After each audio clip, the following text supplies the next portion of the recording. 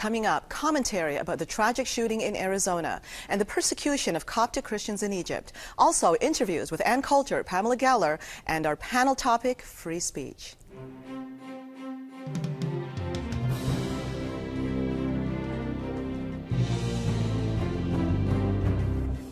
Welcome aboard, beginning with my commentary. First, the tragic and deadly shooting in Arizona, where I was visiting when it happened. Thankfully, Congresswoman Gabby Giffords continues her miraculous recovery.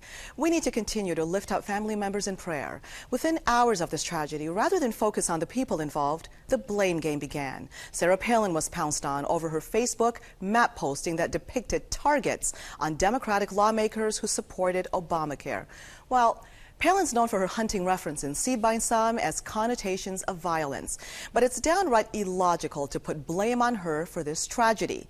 The alleged shooter is clearly very ill. So Palin responds by going into defense mode and cautions, quote, journalists and pundits should not manufacture a blood libel. For this, she is further attacked. For the record, the term blood libel has become a phrase used by every political stripe to denote extreme defamation. Could Palin have done a better job? Well, that's another issue. The biggest one, politicizing this tragedy. It detracts from the lives permanently affected and the condition of mental illness. Agenda-driven ideologues pushing political causes on the backs of tragedies only serve as vultures who worsen the heartache and disgrace their country. Even in Canada, we pointed fingers about the American gun culture. Come on, we've had our fair share. Look them up. Dawson College shootings, the Lapine massacre, and Fabricant in Concordia, where my uncle, a professor, was shot and killed. The Coptic Christian massacre in Egypt. Suicide bomber steps out of a car, detonates himself, and kills at least 21 Coptic Christians, wounding 100 more. They were celebrating Christmas Mass. Egyptian President Mubarak expressed condolences, but the West needs to watch very closely. Copts number about 15% of Egypt's population. Under Mubarak's rule, violent attacks against them intensified and runs rampant. In addition, security forces routinely clash with Copts when they protest their persecution. Question: does the Egyptian government have an agenda? Consider this. The climate of hatred against the Copts is deeply entrenched in Egypt's institutions. Killers of Copts are rarely apprehended. If so, then given a slap on the wrist.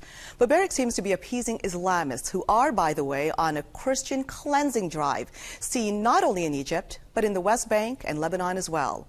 Mubarak's likely goal to strengthen his hold on power and pass it on to his son, particularly given his own ailing health, his age, and that he's out of sorts with his own military. While Mubarak may have big trouble on his hands given the uprising in Tunisia that resulted in the ousting of President Ben Ali. Dozens of Egyptian activists opposed to President Mubarak's three-decade regime danced outside the Tunisian embassy in Cairo chanting, "Ben Ali, tell Mubarak a plane is waiting for him too," unquote. An infuriating thought. Egypt has received over $30 billion of American foreign aid since the signing of the Camp David peace treaty, yet continues abusing the human rights of Coptic Christians in violation of a prerequisite for receiving American foreign aid. But who's watching? We focus criticism on Israel as a habit. Yet to those Muslims that support the Christian Copts, a group of Muslims offered themselves as human shields to protect Copts at a church following the bombing. The issue of free speech. We'll be addressing this topic with a live panel later on, followed by an interview I did with Ann Coulter. We'll talk about it after this message. Stay tuned.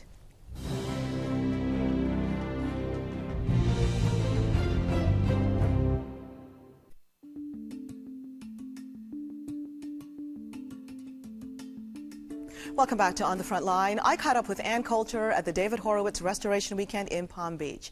Ann has a reputation of saying things unwatered down. It's her style and has garnered her plenty of attention, including the threat of physical attacks, enough to need a bodyguard.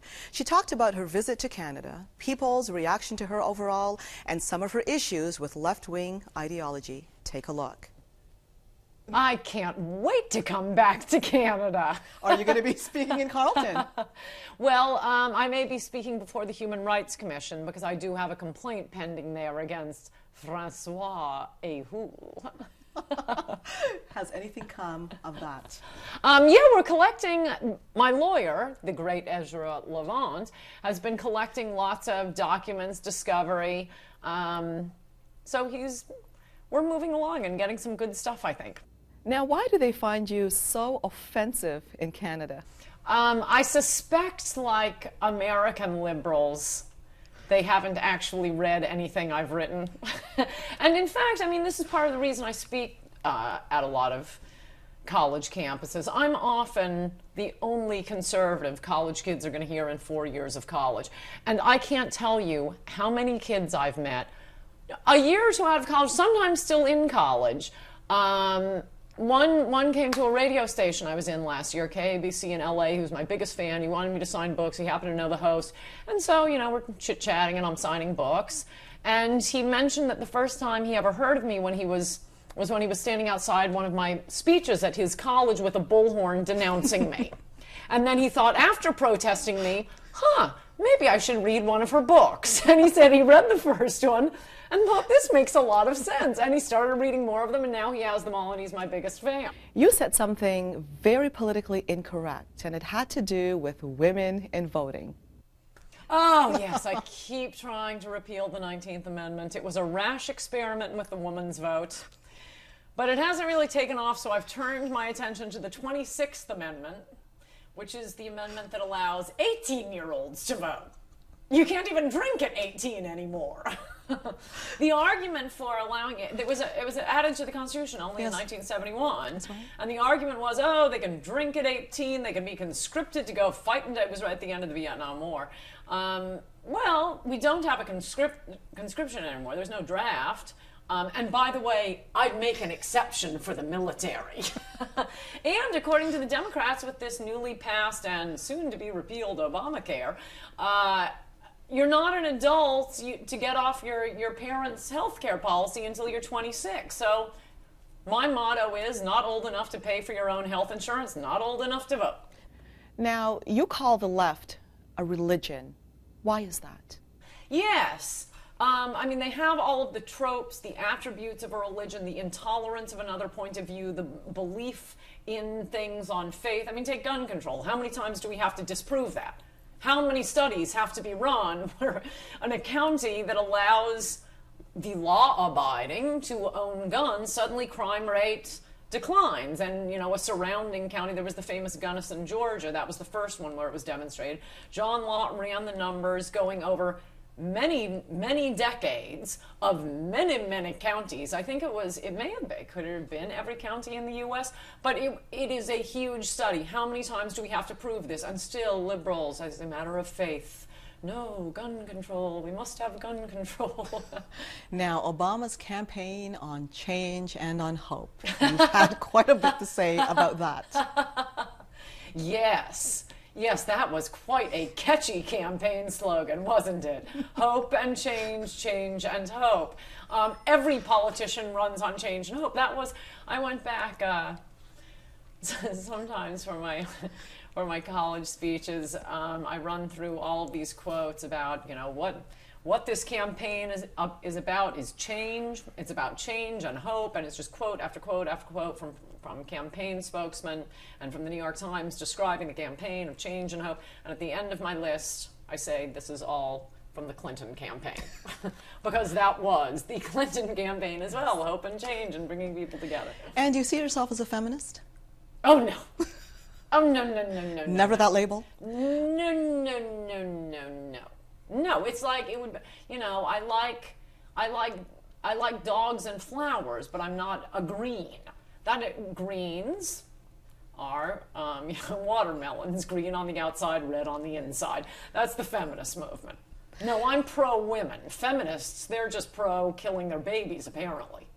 Now, it's interesting that you talk about being pro-woman, but there are those that say, Ann is cruel. She can't be pro-woman. From your perspective, you take this very uniquely. You see it as a right and a left issue. It is. I mean, look at what the feminist movement has done for women in America. They made divorce much easier. They were the ones going around defending Bill Clinton, having affair after affair with interns he didn't even know the names of. How has that helped women? Has divorce really worked out for American women? No, of course, when a woman gets divorced, her her income goes down significantly. She doesn't have a man around, and that's why single women are liberal. I mean, it really isn't something genetic with us, but it is something genetic to have the sense that you need a man you can depend on. And when there are no men you can depend on, and when the law don't force the men you marry to allow you to depend on them, well, then the government becomes your husband. In Canada, politics always comes down to abortion. It happened with the G20. It always comes down to that. Is that what they were so testy about? That's what they were testy about. Harper did not support abortion in Africa. I'll tell you something interesting. I think it's interesting, as my father would say. I'll be the judge of that. I spoke at my alma mater, Cornell, a few years after graduating. I was debating the head of Planned Parenthood. It was the beginning of this. It was a whole weekend, a pro-life weekend, and they were bringing in pro-life speakers like me. And by the time I got there, it was the end of the weekend. It was the big finale. The room, much like will always be the case in Canada, by the way, had to be lined with cops. That's how insane the pro-choice people were, and shouting out the most vulgar expressions I think I've ever heard, and I have not even told my best friends what they are. I don't think I could write them on a napkin. They were so vulgar. In any event, did a lot of question and answer with the audience. And then I was a smoker then. So as soon as that speech was over, I was right out, standing outside Statler Auditorium, leaning against a post, enjoying a little tobacco pleasure. And as the audience filed out, this long line of girls, lined up to argue with me, basically. And I'm telling you, one after another would say, I see your point, I agree with your argument, but what about? And it was always something like wife beating. So why do you have to punish the fetus? That is the thing about abortion. Women, because why would you be so angry about it otherwise? It's not that they're angry at the fetus, they're angry at the man who got them pregnant and left them hanging. Because it was always about, what about the fact that, I understand your argument, but what about the fact that women make 60 cents on the dollar? Right? It's all their anger at men being directed to this poor innocent baby sleeping in the womb. And that is seen as the feminist movement. When it comes down to women's rights, there's one issue that also stands out. The feminist movement, for example, supports the woman's right to wear a niqab. What's your reaction to that, Ann? Let America remain a country where that does not become a common word. Yes, but I can top that. How about at airport security, they're going to keep checking all the Americans while letting the Muslims go through wearing the full hijab or whatever it's called. Now, you're pretty offended by airport security today.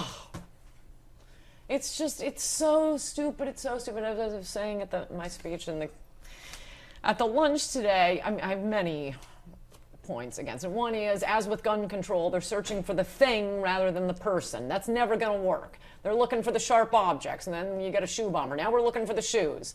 Then they're looking for the liquids. Now we're looking for printer cartridges. So that's one point. You have to look for the terrorist, not the thing. You can't keep weapons out of federal penitentiaries, but I mean, I suppose the main point is this is a very difficult war. It isn't like a normal war. It isn't like World War I, World War II, where at least, it's a country. There are rules of war.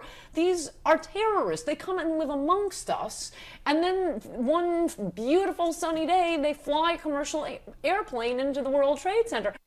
The controversial Ann Coulter and the issue of free speech. We're going to go for a break now. When we come back, we'll be talking about free speech and introduce you to our panel. Don't go away.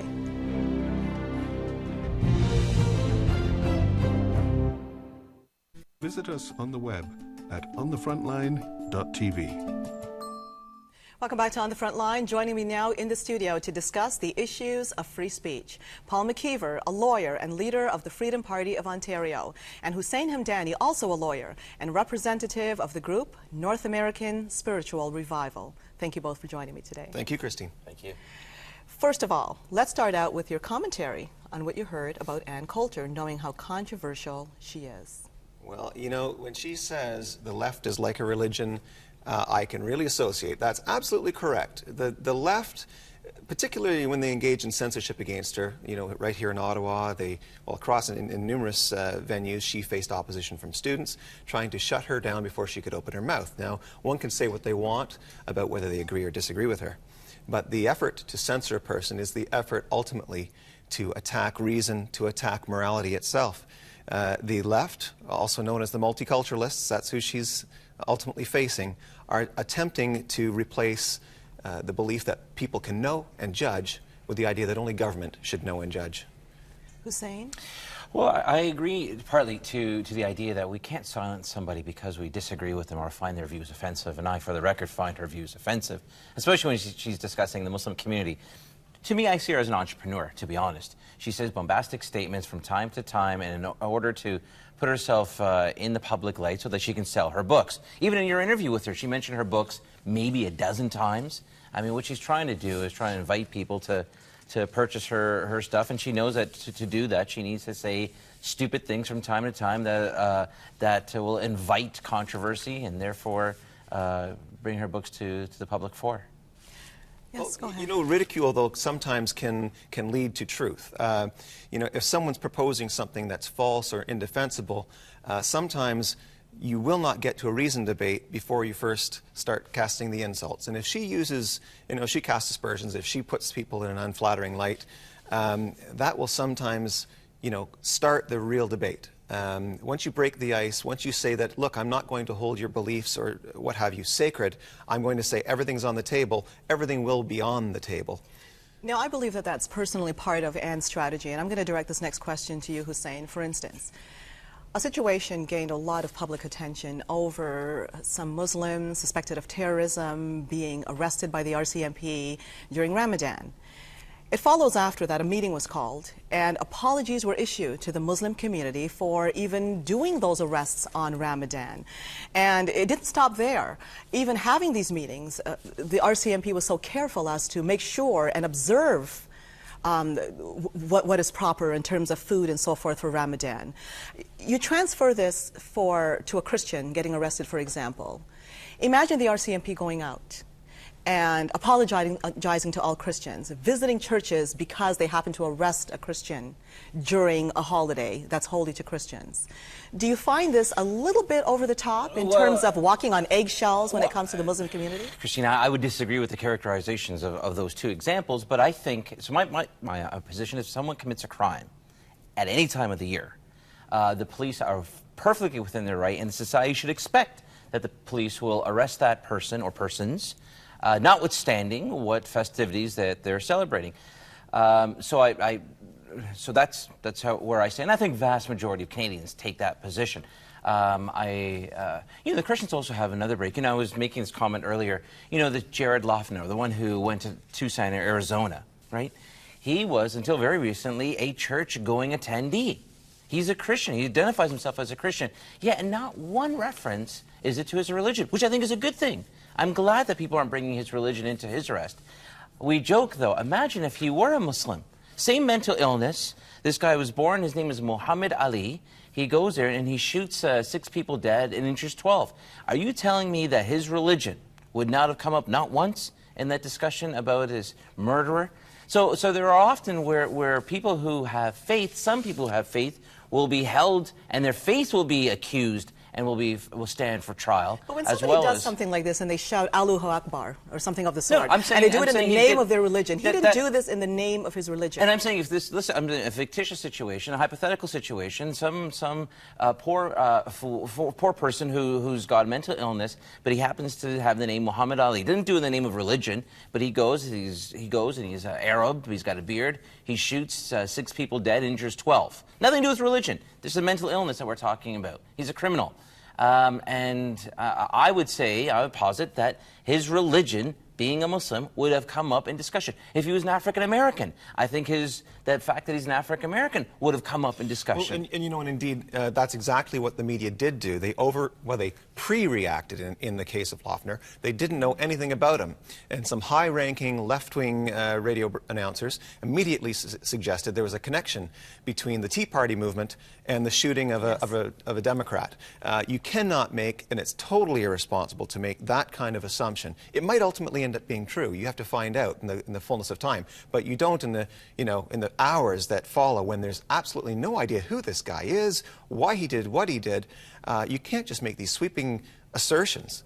I mean, it turns out that, in fact, the guy reads a wide variety of literature, including everything from Adolf Hitler and Mein Kampf to Das Kapital, Marx. I mean, you can't say that this guy was somehow a raving Republican. Now we must go for a break now. When we come back, the question I'm going to be asking our guests, should there be limits slapped on free speech? Stay tuned.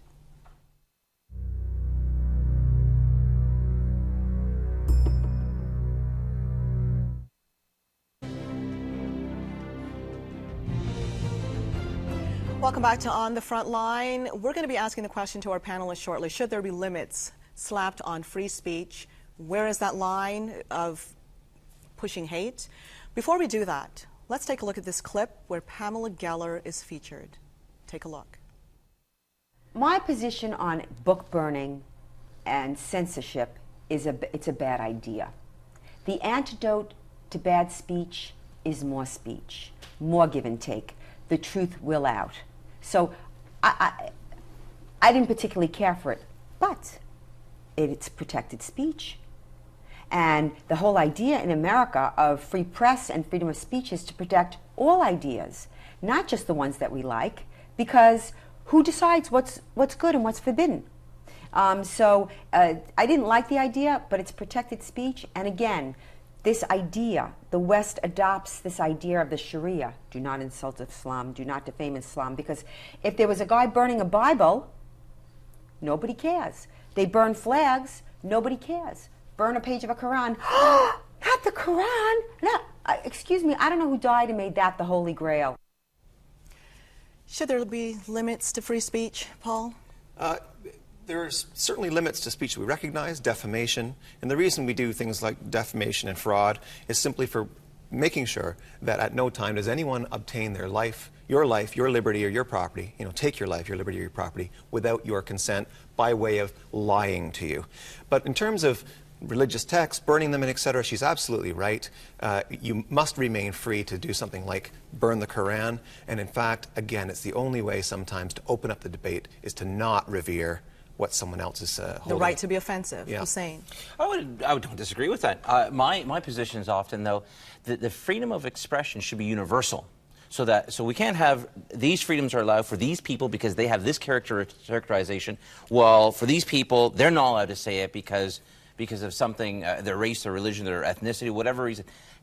That type of bigotry is what I'm against, but I agree. I agree with her in the fact that the antidote to lessening or to have these type of debates is to have more expression, more debates, more opportunities to exchange ideas and dialogue, and we all are more robust as a result. Yeah, and and these hate speech codes that are enforced not only in Canada but right across the world, and Denmark right now we're seeing the case of Lars Hedegaard, for example, you end up with a code that always is enforced in favor of one, but not, or sorry, against one, but not against all. And we're going to have to close on that note. I'd like to thank you both so much for joining me today. Thank you. And that's all the time we have. See you again next time. I'm Christine Williams, and from all of us, thank you for watching.